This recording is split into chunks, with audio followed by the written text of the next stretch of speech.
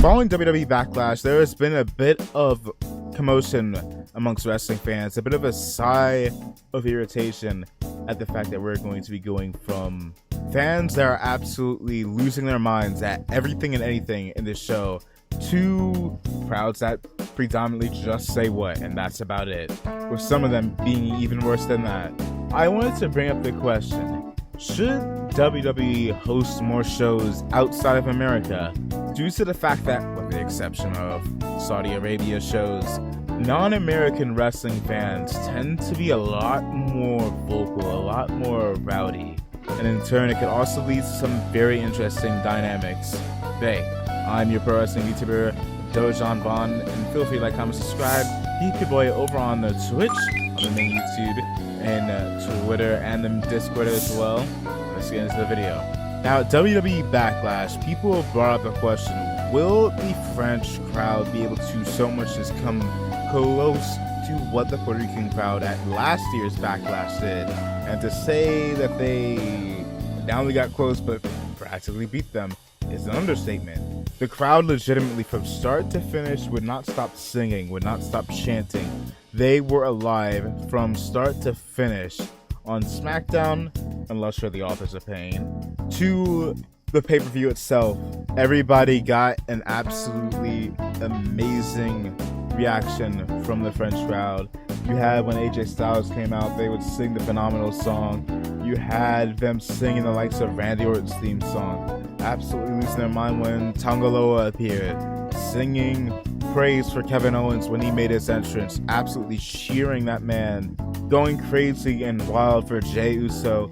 And even outside of this pay-per-view, if you go a good few years back, the whole Baron Corbin situation, before he was even repackaged down in NXT, people still over in France lost their mind and would cheer Baron Corbin. And again, I'm not talking about Baron Corbin nowadays, where he's actually pretty interesting, pretty cool. I'm talking about 2022 Happy Corbin would get a massive reaction from these people. Meanwhile, you have a lot of these American crowds that some of them kind of are lacking, to say the least. Some of them don't have that energy. People would talk about night one at WrestleMania, although I will give them an excuse. It was colder than it was for night two, and open stadium shows don't do so well with the acoustics or the sound that proper arena shows would. But then you have shows that don't have any excuses. Some episodes of Monday Night Raw and Friday Night SmackDown that ended up having lackluster crowds. Sometimes the crowds actually kind of contribute to the show being worse quality than what it actually is. Whether they just don't react to certain things like they should, and I don't mean cheering a babyface and booing a heel, I mean reacting to something that happens. Say a crazy match is going on and they're just sitting on their hands and it is a genuine question.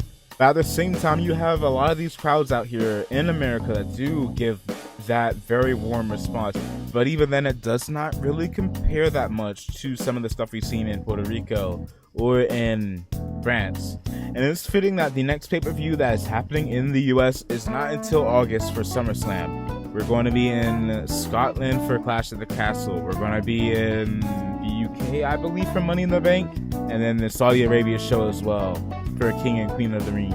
But quite frankly, there's another argument you could have with the fact that they're loud and rowdy because they don't have these shows come by them that often, which could play a role in the fact that, hey, when they do pop around in the UK, in France, and in Puerto Rico, they absolutely go crazy, they go wild, because it is them getting to see a show, to see the WWE that hardly ever pops by, which is a fair argument, which is a fair statement. But at the same time, them going around to international markets would live up to the first W in WWE's name, World Wrestling Entertainment. And up until recently, they weren't living up to the world part. They were just predominantly traveling around America. Maybe they'll have a tour over in Europe, but nowadays they're having pay-per-view after pay-per-view after pay-per-view across the world.